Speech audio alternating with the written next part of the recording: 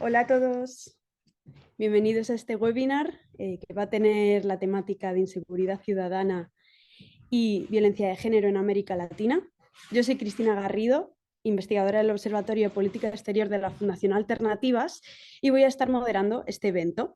A continuación voy a dar una pequeña introducción para ponernos todos un poco en situación y a continuación daré paso a nuestras ponentes. Para empezar, desde hace ya un tiempo nos encontramos en una situación un tanto complicada de América Latina, no solamente en el Triángulo Norte, del que tanto escuchamos hablar en las noticias, sino en muchos países con niveles bastante preocupantes de violencia, como Ecuador, México y una lista larguísima. En ellos vemos que la vida cotidiana de los ciudadanos se ve muy dificultada constantemente por el miedo a ser extorsionados, el miedo de las familias a que sus hijos se vean involucrados en el crimen organizado, incluso en el caso de las mujeres a ser violentadas. Y este último dato nos parece bastante relevante y queríamos hacer un poco de hincapié, y es que los estudios nos informan que la violencia de género es el tercer tipo de violencia más común en América Latina, incluso por encima de la violencia organizada, la violencia generada por el crimen organizado. Por ello, nos parece muy importante dar a luz a la manera en la que esta violencia hacia las mujeres se entrelaza con el crimen organizado y que está sufriendo esta región. Al final, la respuesta de muchos ciudadanos latinoamericanos es una desconfianza en el Estado y en la democracia que tanto ha costado conseguir. Y justamente en países como el Ecuador, que ahora mismo están sufriendo estos problemas tan graves, la confianza en la democracia es bajísima. Es una media de 1,7 sobre 4, según el Latinobarómetro. Y bueno, evidentemente, a medida que el crimen organizado va tomando poder en la región, el Estado va tomando un poder mucho menor, especialmente en estas zonas estratégicas para el crimen organizado. Y debido a esta problemática, hemos podido ver que la respuesta de varios países, como El Salvador, ha sido la mano dura de Bukele. Algo que, bueno, pues por un lado ha sido muy aclamado por gran parte de la población salvadoreña, como hemos podido ver con su reciente reelección, pero que también ha sido muy denunciado por parte de grupos sobre los derechos humanos. Y bueno, todo esto nos hace preguntarnos qué camino deben seguir países con problemas tan similares del crimen organizado, que se sitúa en un momento muy complicado como puede ser México, Venezuela, Ecuador y una larga lista. Y bueno, no quiero extenderme mucho más porque nuestras ponentes de hoy seguro que nos van a dar una visión súper interesante sobre todos estos fenómenos. Tenemos a Erika Rodríguez con nosotros, es socióloga y doctora en Relaciones Internacionales por la Universidad Autónoma de Madrid y actual investigadora y profesora de la Universidad Complutense de Madrid, y recientemente fue nombrada directora de la Fundación Carolina. Además es consultora para múltiples organismos internacionales y asesora especial del alto representante de la Unión Europea, Josep Borrell. Y también tenemos con nosotros a Catalina Gil, que es consultora independiente en políticas de drogas, seguridad y género. Ha trabajado en temas como la reintegración de excombatientes, resolución pacífica de conflictos a través de expresiones culturales, procesos innovadores de la memoria de víctimas con minas de antipersonal, reforma de política de drogas, reforma policial y liderazgo de mujeres en el sector de la seguridad. Regularmente contribuyen con artículos de opinión, especialmente sobre política de drogas y seguridad en medios como El País. Es un placer estar con vosotras hoy, Erika y Catalina, y bueno, espero que saquemos muchas cosas provechosas de esta sesión. Y bueno, primero quería lanzar una pregunta introductoria, así general, abierta a cualquiera de las dos, y es qué consecuencias políticas, sociales y económicas directas tiene el crimen organizado en América Latina. Sois libres, cualquiera de las dos, a responder. Bien, pues me voy a permitir empezar, si no te importa, Catalina. Muchísimas gracias por la Adelante. invitación. Muchas gracias, Cristina, por tu introducción y por tu presentación tan amable. Gracias a la Fundación Carolina por abrir este espacio y especialmente porque es un espacio muy necesario. América Latina atraviesa una crisis de seguridad, pero esa crisis de seguridad está enlazada con otros factores como una crisis profunda de la democracia, una crisis profunda de las instituciones, eh, que se ven debilitadas. Y aquí lo que vamos a ver que en América Latina el crimen no solo impacta, sino que es parte de un círculo vicioso. Es decir, tenemos un crimen que aprovecha las ventajas de la globalización, que es una empresa multinacional basada en los huecos que ha dejado el proceso capitalista y que ha aprovechado en su mejor forma estas ventajas, que además se nutre por las prohibiciones, como por ejemplo el tema de las drogas, con el marco internacional normativo que crea la oportunidad para crear carteles y monopolios, lo cual les asegura ganancias y les permite controlar precios, oferta, pero además se nutre de las desigualdades y las brechas estructurales que hay en América Latina.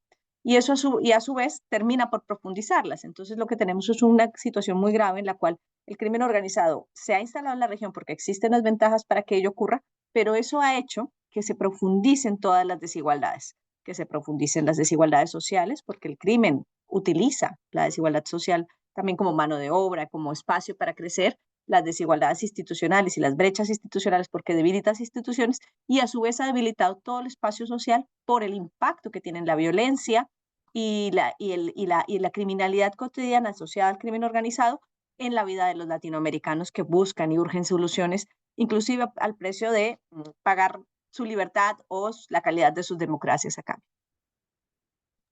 Sí, yo ahí para complementar, Cristina, y pues primero muchas gracias por la invitación y saludo especial a Erika. Yo, pues de consecuencias son muchas, ¿no? Y por eso no hay únicas soluciones y bueno, seguro como en otros temas, por eso es tan complejo. Diría, digamos, a nivel ciudadanía, aparte de lo que ha mencionado Erika, pues el crimen organizado y el crimen no tan organizado, ¿no? También existe en América Latina un crimen que no está tan organizado, pues trae lo obvio, digamos, que son muertes, ¿no? Amenazas, secuestros y violencias en plural y diferenciadas. Y todo esto, consecuencias en la ciudadanía, pues es pues aparte, digamos, de perder a un ser querido o que alguien esté violentado, pues causa también muchos sentimientos de frustración, de miedo, de dolor, de desesperanza, de rabia, de desplazamiento forzado interno, ¿no? Tenemos de migración forzada, también hay mucha intimidación hacia los ciudadanos y en algunos casos hay una subordinación de su cotidianidad, ¿no? Por las reglas que estos grupos imponen, que eso es lo que se llama como la llamada, digamos, gobernanza criminal, ¿no? Son estos grupos los que imponen las reglas, pues no solo, digamos, a ciertos ciudadanos, sino también en algunas instituciones. Y como mencionaba, pues en nuestra región, digamos, América Latina, que es tan desigual, esto también crea que la libertad y el ejercer derechos sea un tema de privilegio, ¿no? Porque muchas veces estos grupos, aparte, están en ciertas zonas que son como las zonas más vulnerables, digamos, pero pues por decirlo en temas de ciudades, pero los barrios con buen nivel económico usualmente no se ven tan afectados a veces por estos temas. Y a nivel del Estado, pues como de las más obvias es como hay, o más visibles, hay una amenaza a la estabilidad de las instituciones, pues hablando en países democráticos, digamos, de las instituciones democráticas y hay una infiltración nuevamente de estas estructuras en el funcionamiento del gobierno. Entonces uno tiene candidatos, dineros en campaña, compra de jueces, fiscales, bueno, etcétera. El Estado no tiene el monopolio de la fuerza, esa es la otra consecuencia, ¿no? Y por eso pues siempre hay una disputa entre el Estado y los otros grupos. Y hay una competencia de servicios con el Estado, en el sentido, digamos que estos grupos empiezan a ser un oferente como de empleo y de vida a algunos, especialmente a algunos jóvenes vulnerables, ¿no? Porque ante, digamos, esa ausencia tan marcada del Estado, pues hay un grupo aparte que te ofrece un buen salario, te ofrece adrenalina, te ofrece pertenecer a un grupo, pues, digamos, te ofrece más oportunidades. Entonces también creo que ahí empieza a haber una competencia con ciertos servicios que debería proveer el Estado. Y pues también, digamos, en casos como Colombia u otros, cuando hay situaciones de violencia tan prolongada o un conflicto armado tan prolongado, es muy probable una de las consecuencias que el Estado termine siendo un actor de ese conflicto, ¿no? Un actor dentro del conflicto que en algunas circunstancias, algunos miembros de grupos como militares o policías también son causantes de ciertas muertes, ciertas desapariciones, ¿no? Y yo creo ya para cerrar, perdón, que como una de las consecuencias cogiendo más graves de todo esto, pues es que esta situación causa que nazcan y se propagan ideas y líderes autoritarios, ¿no? En nombre de una mayor seguridad, limitando pues nuestros derechos y libertades. Muchísimas gracias a las dos. Justamente la primera pregunta que le iba a hacer a Catalina está bastante ligada con lo que estabas contando. Desde la perspectiva del ciudadano, ¿cómo se puede restablecer un poco esa desconfianza, perdón, esa confianza de la que estábamos hablando en el Estado y en la democracia en un momento tan complicado en el que efectivamente el crimen está tomando esos espacios informalmente del control de tantas zonas? Y precisamente también sobre la corrupción de la que hablabas, no, esa poca formalidad del Estado. ¿Cómo crees que se puede restablecer en algunos países?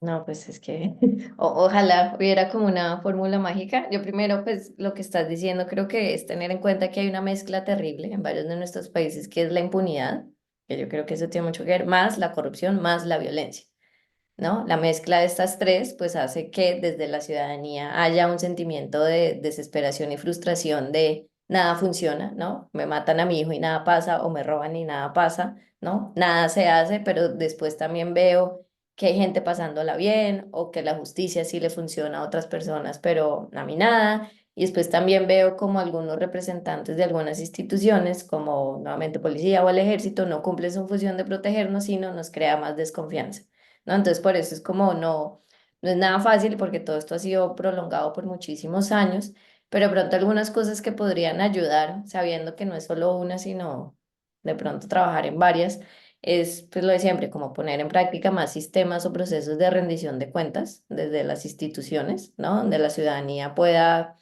donde pueda haber una relación de cuéntame qué se ha hecho, qué falta, ¿no? Etcétera. Obviamente, como siempre, para la construcción de muchas políticas, que haya un proceso realmente participativo. Yo siento que puede servir mucho también el tema de depurar en instituciones donde se sabe que hay corrupción o abuso de la fuerza, ¿no? En fiscalías o los jueces, militares, policías. También, pues serviría mucho llevar a cabo políticas de seguridad que no estigmaticen ni criminalicen a ciertos grupos, ¿no? Porque usualmente lo que ha pasado con estas políticas tradicionales de seguridad en nuestras regiones, que siempre identifican como a ese otro amenazante, al enemigo, ¿no? En la doctrina del enemigo interno, todo siempre hay un enemigo, y pues muchas veces eso ayuda a estigmatizar y a criminalizar aún más ciertos grupos poblacionales. Y pues digamos, como lo de siempre, se necesitan políticas de desarrollo social para saber pues también que se está cumpliendo con ciertas cosas. Y yo le apostaría mucho también a los sistemas de justicia, pues que sean más eficientes, porque yo siento que la impunidad es uno de los temas que hace que haya más desespero, digamos, y frustración con lo que pasa. Y algo importante para cerrar, ya que mencionaste lo de Bukele y El Salvador, yo creo que es importante considerar que en El Salvador, lo menciono porque mucha gente, y yo creo que puede haber mucha ciudadanía como que ahora confíe, digamos, en este gobierno, desde afuera se ve como mira cómo lo está haciendo bien y cómo puede haber confianza.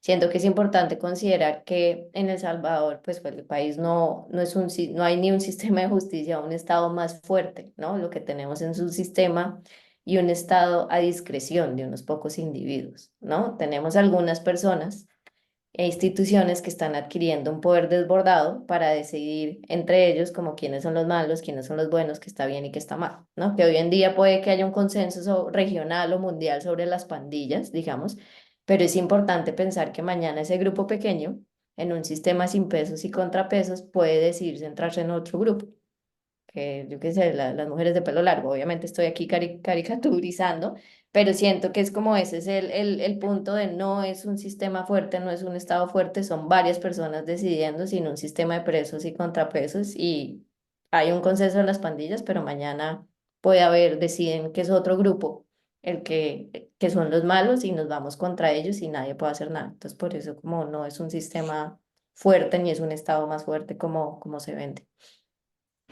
Claro, efectivamente, yo creo que eso es un poco lo que también quería ahora enlazar un poco, es ¿no? esa sostenibilidad de lo que vienen siendo estas políticas de mano dura, y cuánto de sostenibles son, sobre todo si no están apoyadas por, como mencionabas tú, un seguimiento social, un apoyo social a la sociedad. Y precisamente mi pregunta, Erika, era hasta qué punto están justificadas estas políticas, ¿no? más punitivistas, más militarizadas, que rozan un poco la inconstitucionalidad en algunos casos y en otros los derechos humanos, en países pues, como El Salvador, pero también tenemos muchos otros ejemplos en Latinoamérica. No hay una justificación porque en el sentido literal la sostenibilidad de estas políticas es muy cuestionable. Ese es el problema. Nosotros, la región lleva muchos años sufriendo este problema de seguridad y obviamente no hay políticas de corto plazo inmediatas que van a resolverlo, pero es ahí donde estas se encuentran no la justificación, pero no legitimidad. Entonces, la gente necesita seguridad y la gente necesita que le den respuestas. La gente, si le das una respuesta que en el corto plazo le da un cambio en su vida, pues obviamente la respalda.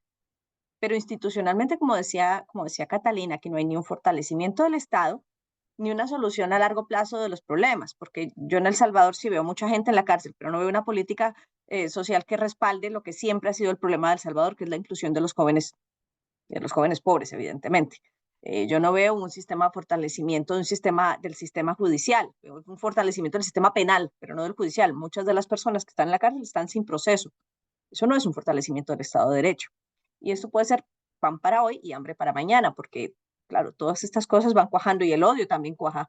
Y como decía Catalina, que es un punto muy importante, aquí hay un tema que no se nos puede olvidar, es que los estados latinoamericanos siempre han recurrido de forma muy evidente y muy fuerte a la violencia política, la violencia estructural, ¿no? Contra sectores que son criminalizados, y esto no se está resolviendo, sino que se profundiza.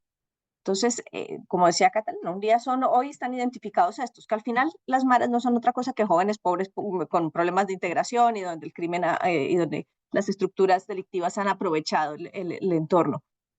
Pero puede ser otro, ¿no? Pueden ser aquellos que están en contra, defensores de determinados derechos, o aquellos que estén en contra de un gobierno.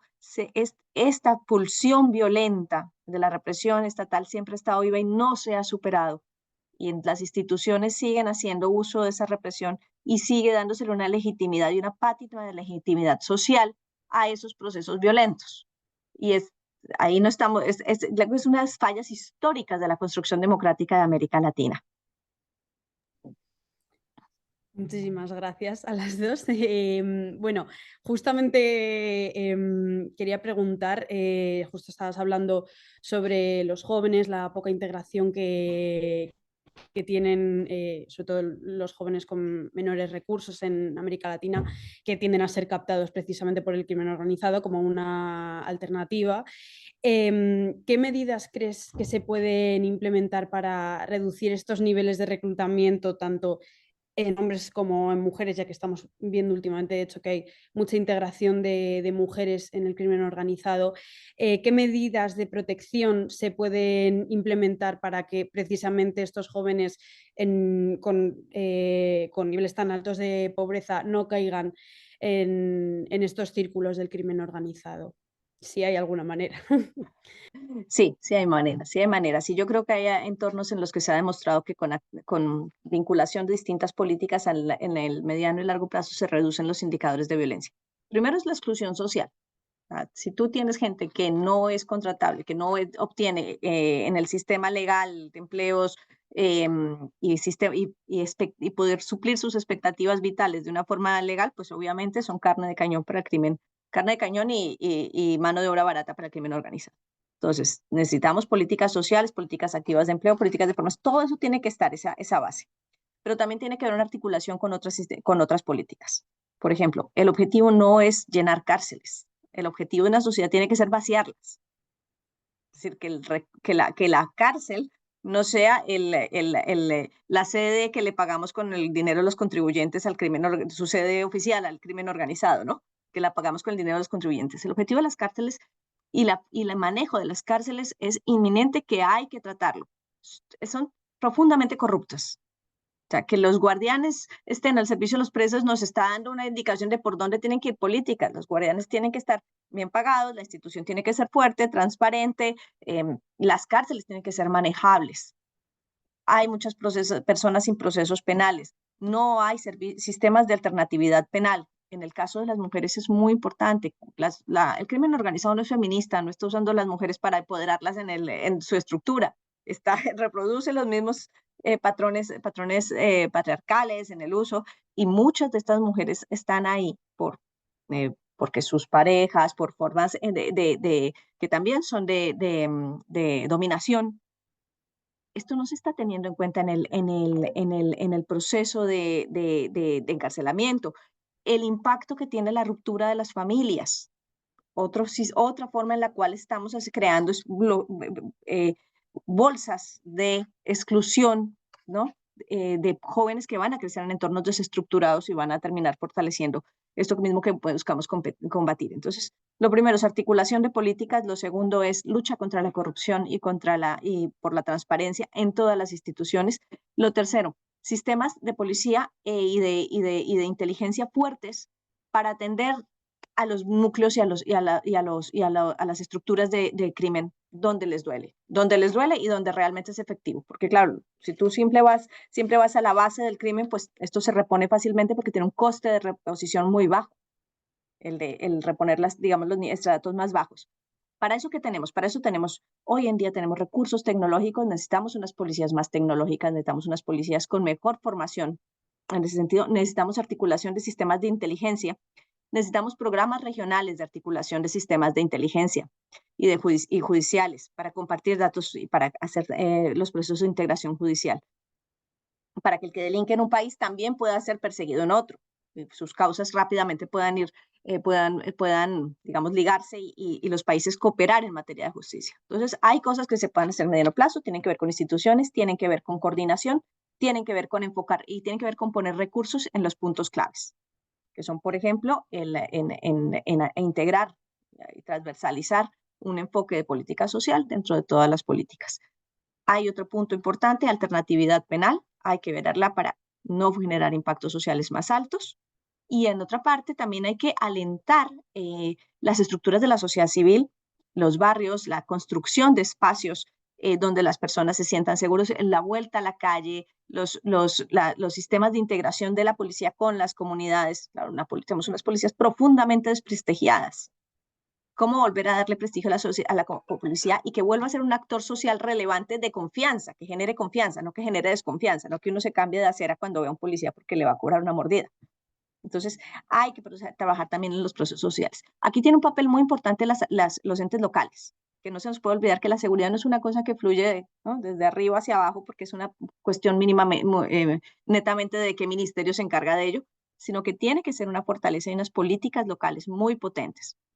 España es un buen ejemplo. En España se retomó la calle la gente volvió a la calle, y cuando la gente volvió a la calle volvió a ser segura porque era transitada.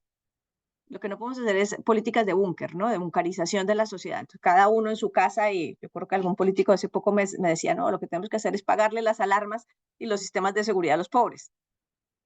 Pues sí, pero es que la idea no es recluirnos, no es perder más libertades, ¿no?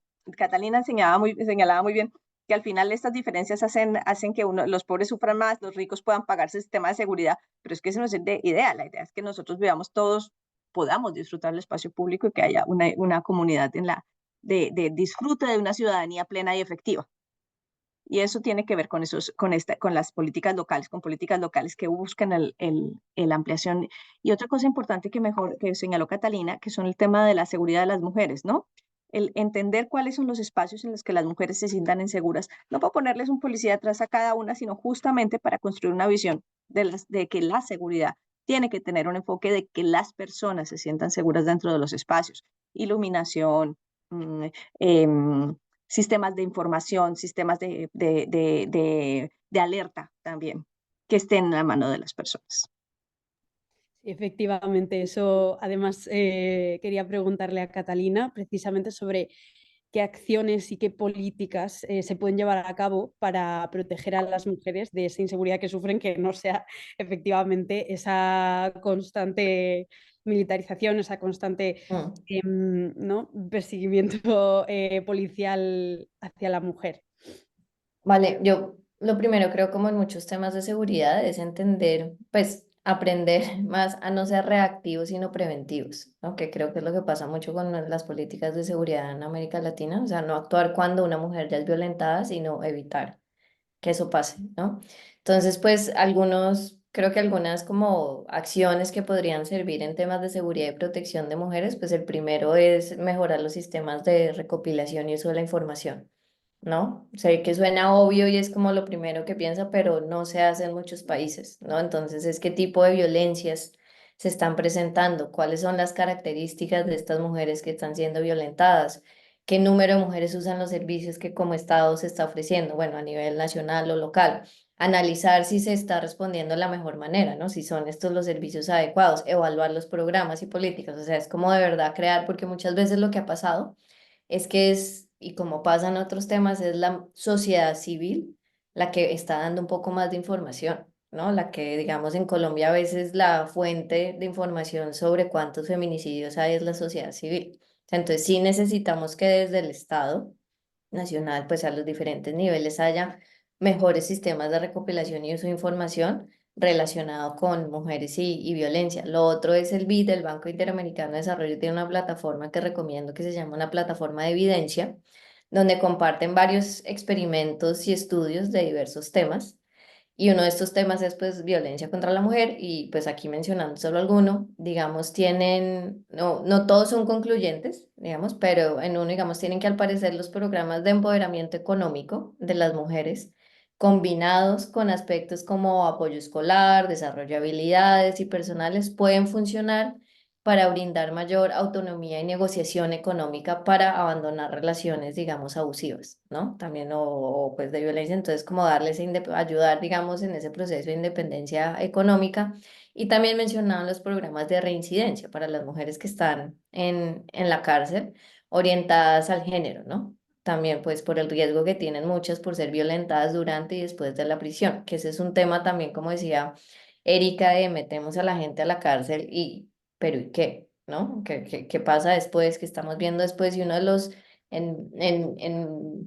no sé si es en Medellín, pero bueno, hay un grupo de evaluadores que están haciendo mucho esfuerzo en el tema de reincidencia, porque al final hay mucha gente que también sale, pero si vuelven a entrar, o Mm. sea, no hicimos nada, y en este caso de las mujeres es muy importante, porque pues como dato, en la gran mayoría de países de América Latina, entre un 40 y 50% de mujeres que están en la cárcel lo está por delitos menores y no violentos de drogas, ¿no? Entonces ese es otro tema que después podemos conversar. Lo otro que puede funcionar es pues también mayor diversidad en puestos de liderazgo en seguridad y toma de decisiones, porque por lo menos en algunos países de América Latina, todavía este es un sector, pues así un sector históricamente masculinizado, ¿no? Y pues con esa masculinización tradicional, y aunque obviamente hay muchas mujeres que participan en el diseño de políticas e implementación, esos cargos de liderazgo muchas veces están en manos de los hombres, ¿no? Entonces sí creo que ay, no estoy diciendo que porque hay una mujer entonces automáticamente vamos a tener mejores políticas, no, pero sí necesitamos mayor diversidad y voy a poner un ejemplo porque estoy diciendo esto. Una vez en unas conversaciones que organizaba estaba pues alguien que fue la secretaria de la mujer en Bogotá, ¿no? Y estaban comentando cómo pues en las ciudades hay consejos de seguridad y cómo en esos consejos de seguridad la alcaldesa de ese momento, que era Claudia López, y ella más o menos se invitaron a este Consejo de Seguridad porque no las querían, no querían como invitar a la Secretaría de la Mujer, y ella estando allá contaba cómo ella era la única mujer. Y entonces estaban empezando a dialogar sobre los diferentes aspectos de seguridad en el transporte público, en Transmilenio. Y eran puros hombres, como hablando, no, entonces obviamente el hurto, el homicidio, bla, bla, bla, bla.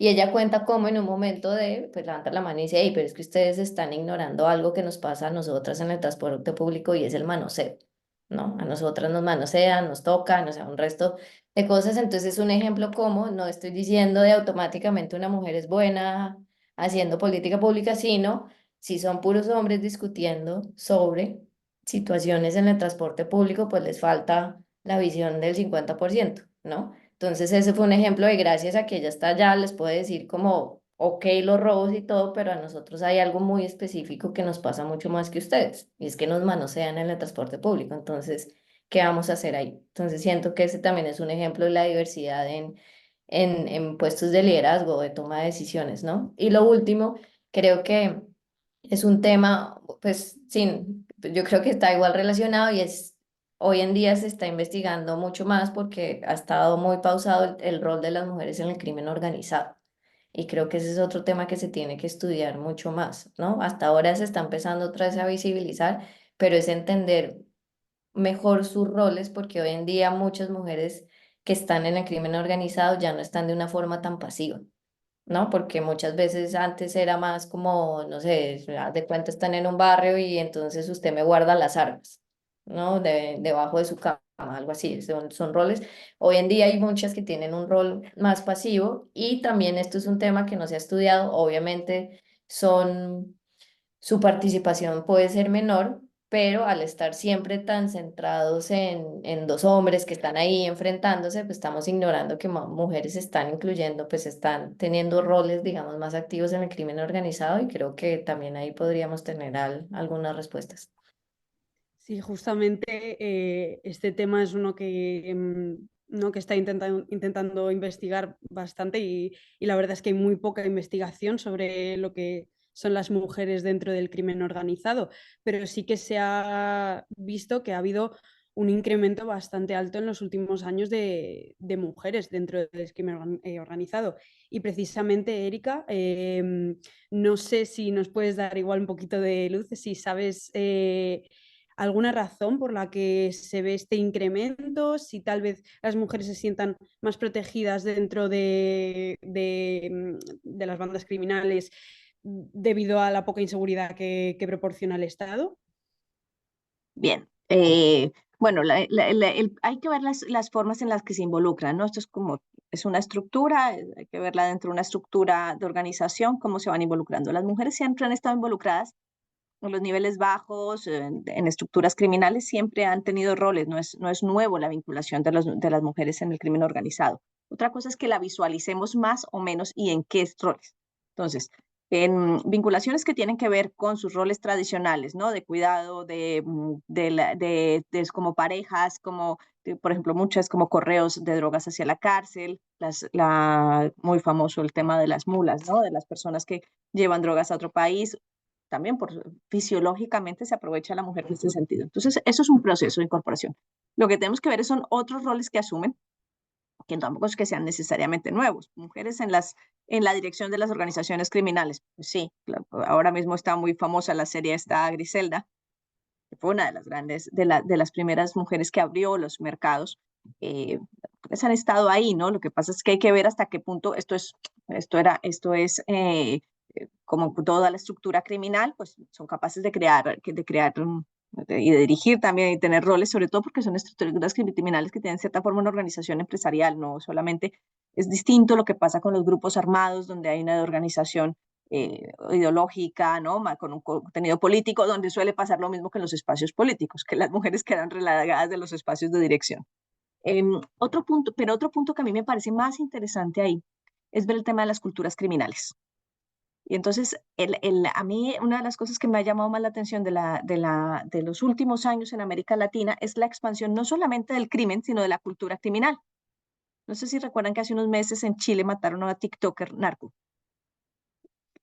O sea, esto es muy llamativo porque es Chile, no es Tijuana, no es Medellín, que eran las que donde estábamos acostumbrados a ver en cierta forma esta expansión de una legitimización social, de una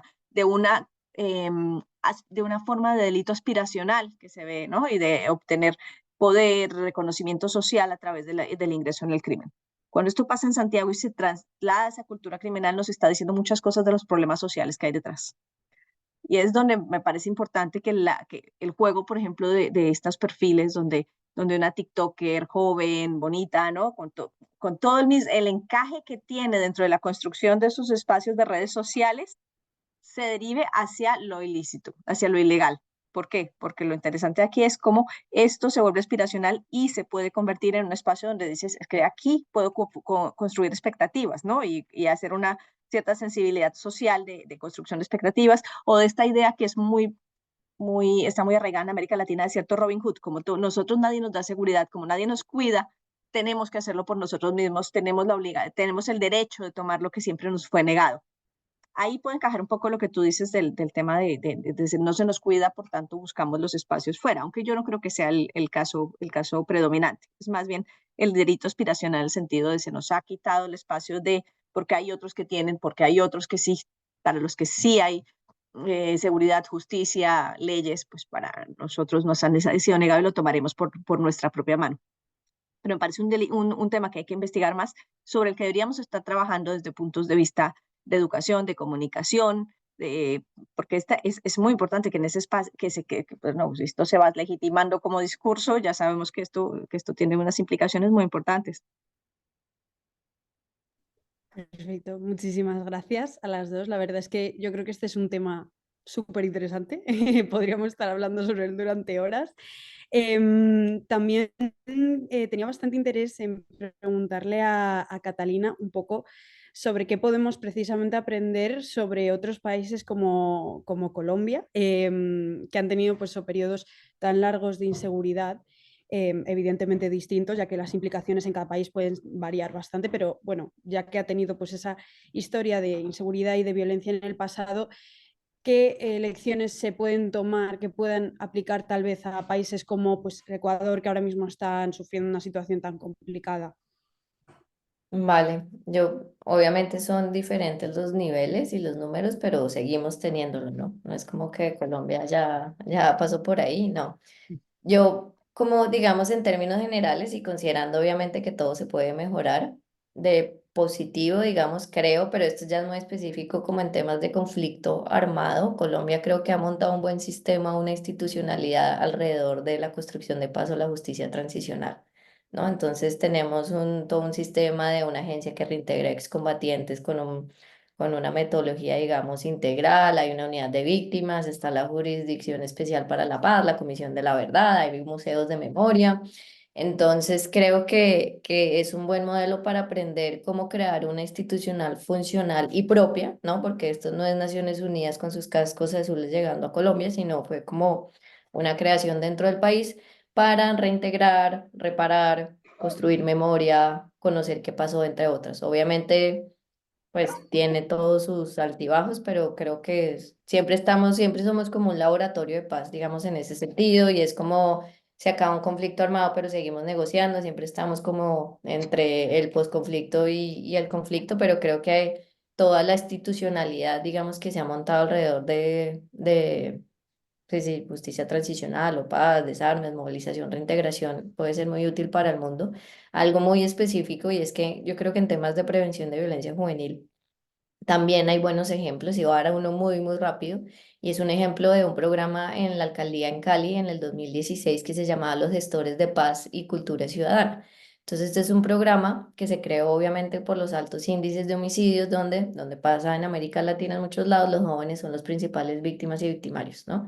Entonces, siento que en este programa entendieron, pues se entiende la violencia como algo multicausal, ¿no? No es que tú puedas responder como esta es la única causa, y que las respuestas también tienen que ir dirigidas a varios aspectos. Entonces, lo que hicieron aquí fue que tomaron parte de la metodología usada que se creó para reintegrar excombatientes, o sea, como que no empezaron desde cero, sino fue aprender lo que ya se había creado a nivel nacional de reintegrar excombatientes de grupos armados. Lo cogieron para estos chicos, pues de que estos jóvenes, digamos, que hacen parte de. Sí, pueden llamarse, hay diferencias, ¿no? Pandillas, combos, grupo crimen organizado, desorganizado, y crearon una ruta de atención. Entonces, esta ruta de atención es un acompañamiento para los jóvenes, tiene un componente psicosocial, los forman en habilidades blandas y técnicas, porque la idea es que después pues, puedan tener un trabajo que les guste. Y también ahí lo que me parece que es importante, los contrataban para después de tener sus clases, se volvían como podían ser guías turísticos, gestores en el sistema de transporte y les pagaban porque eso también es importante es tener en cuenta como si yo de cierta forma estoy compitiendo con pues yo, pues sí, todos, pues hay que darle también un tema económico, pues porque la gente tiene que vivir de algo, ¿no? Entonces ahí también les dan como un salario por estas labores, esto es como un súper, digamos, resumen, pero creo que lo importante es entender que es un proceso y que no se trata solo de un servicio, ¿no? Porque hay que suplir muchas ausencias y siento que esto, como en el caso de Ecuador, nos podría son programas que invitan, yo creo que a reflexionar, es más porque tenemos adolescentes de 16 años asesinando, ¿no? Que fue el caso del candidato presidencial en Ecuador, que pues entiendo que fue un menor de edad de 16 años. Entonces, en lugar de crear cárceles y mandarlos a, bueno, o a los temas de cuando son menores de edad a su justicia, digamos, adolescente, pero es como, más bien reflexionemos porque tenemos gente de 16 años asesinando, ¿no? Y cómo podemos más bien pues intentar suplir muchas ausencias para que eso no vuelva a aparecer, ¿no? Para que no haya más personas de 16 años asesinando. Y yo lo otro, por el lado, digamos, después, digamos, de lo positivo, también creo que como de lecciones aprendidas, te voy a mencionar algunas de lo que no se debería aprender de países como Colombia y México, en mi opinión, ¿no? Entonces, lo primero, yo creo es como, claro, digamos, en Ecuador y en otros lados, siempre está el punto de cómo recuperamos el monopolio de la fuerza, porque claramente, digamos, lo que vimos en Ecuador es como esto se salió de control, no se sabe quién tiene el monopolio de la fuerza, y creo que aquí el punto es cómo se controla, cómo se recupera ese monopolio de la fuerza sin darle excesivo poder a la fuerza pública, que es lo que ha pasado en Colombia y lo que ha pasado en México, y México ahorita es un caso muy grande, muy brutal de se les está dando mucho poder a los militares y revertir ese poder va a estar bien complicado, ¿no? Y poder que en todos lados pues en los diferentes niveles del Estado. Entonces es cómo yo puedo recuperar ese poder de la fuerza de manera eficaz y supervisando y que haya una rendición de cuentas, ¿no?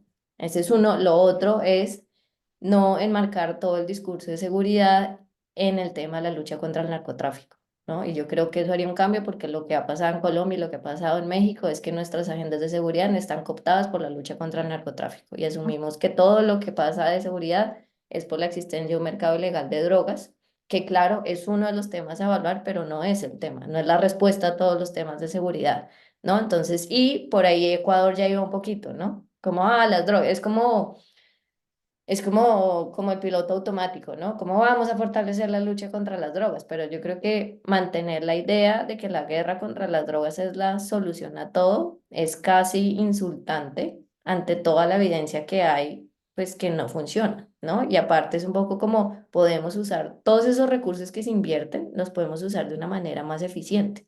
Entonces, ojalá más bien Ecuador se una con Colombia, con todos los que quieren promover un cambio, digamos, en este sistema internacional de fiscalización de drogas, que obviamente no es decir como ya vamos a legalizar todo, pero sí es un cambio de qué cambios podríamos tener.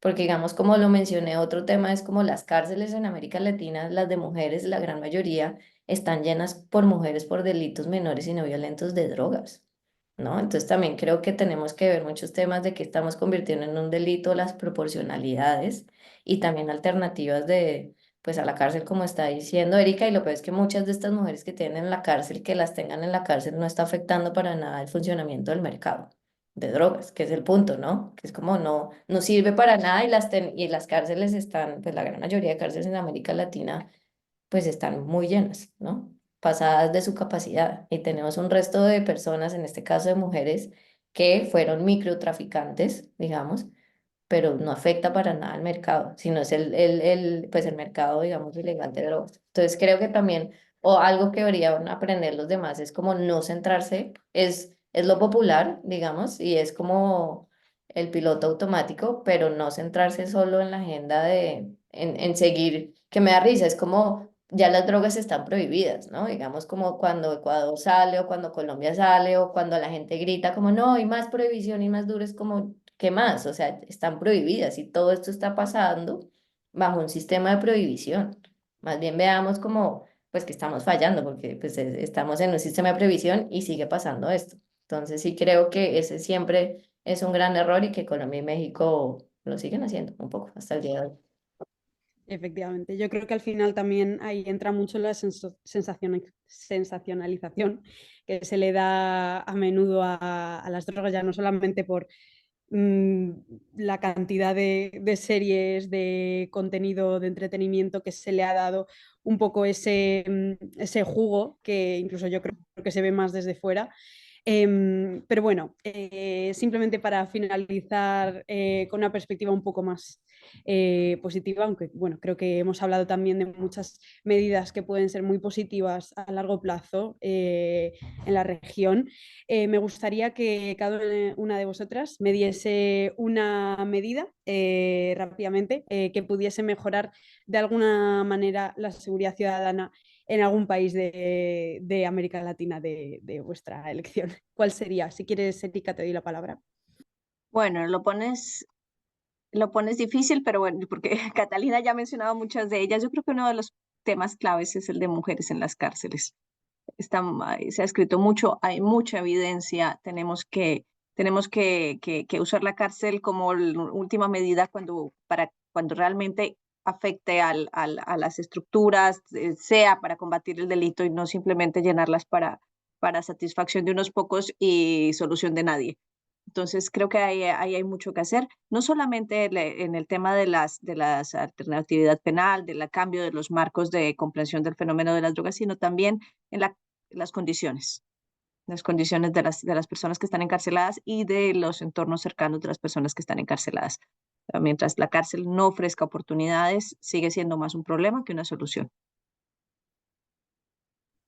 Maravilloso. Y ahora le doy la palabra a Catalina. ¿Cuál es Sí. tu propuesta entre todas las que hemos No, hablado? no, no, pues igual, obviamente que no hay solo una y se necesitan varios, pero yo creo, me vuelvo a mi punto anterior, siento que ser más eficientes con la lucha, o sea, yo no, a ver, ahondaría, promovería pues la regulación y que cada sustancia tiene una regulación diferente y todo ese proceso, pero sí siento que un tema que nos podría ayudar a ser más eficientes en seguridad es transformar la forma como estamos llevando a cabo la lucha contra el narcotráfico en nuestros países, ¿no? Porque estamos sobrepasando el sistema judicial, estamos sobrepasando, digamos, instituciones como la policía y estamos desgastando muchísimos recursos. Entonces, en el momento que sí podemos organizar la casa y ser un poco más eficientes en esta lucha, también podemos ver otros temas de seguridad, porque aparte también somos monotemáticos con las drogas en América Latina y no vemos el resto de programas. Entonces, siento que hablando de las drogas en sus justas proporciones, por decirlo así, ayudaría a que fuéramos más eficientes en los temas de seguridad. Efectivamente, al final yo creo que es un poco la parte de arriba del iceberg, ¿no? Cuando tienes tal cantidad de problemas sociales que lo apoyan, pues bueno, evidentemente es un tema tremendamente complejo, pero bueno, os agradezco a las dos muchísimo por vuestras ponencias de hoy. Ha sido súper interesante, súper la verdad, iluminador. Y bueno, esto estará luego disponible en nuestro canal de YouTube. Y nada, muchísimas gracias a los dos y a todos los que nos están viendo. Muchas gracias por la invitación. Muchas gracias. Gracias. Hasta luego, Erika y Catalina. Hasta luego, Muchísimas gracias. Bye.